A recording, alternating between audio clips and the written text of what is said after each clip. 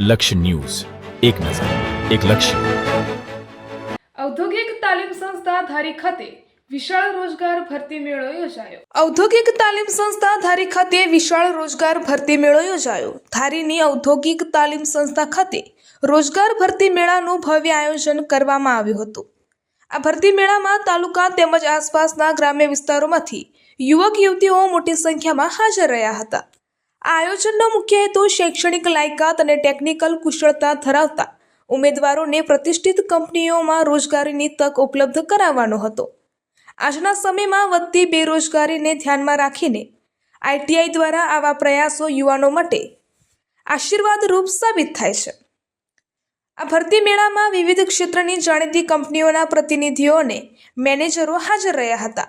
Electrician, fitter, Turner, welder સહિતના વિવિધ ટ્રેડના ઉમેદવારોના સ્થળ પર જ ઇન્ટરવ્યૂ લેવામાં આવ્યા હતા.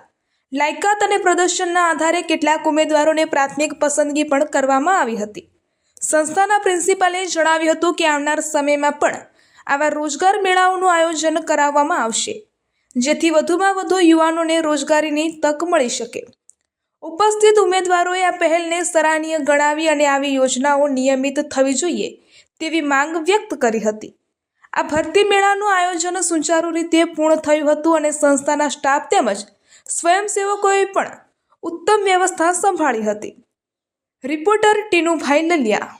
આજ રોજ તારીખ 25/2/2024ના આઈટીઆઈ ધારી ખાતે શ્રમ કૌશલ્ય વિકાસ અને રોજગાર વિભાગ, રોજગાર અને તાલીમ નિયામકશ્રીની કચેરી અમરેલી દ્વારા આઈટીઆઈ ધારી ખાતે ભરતી મેળાનું આયોજન કરેલું હતું.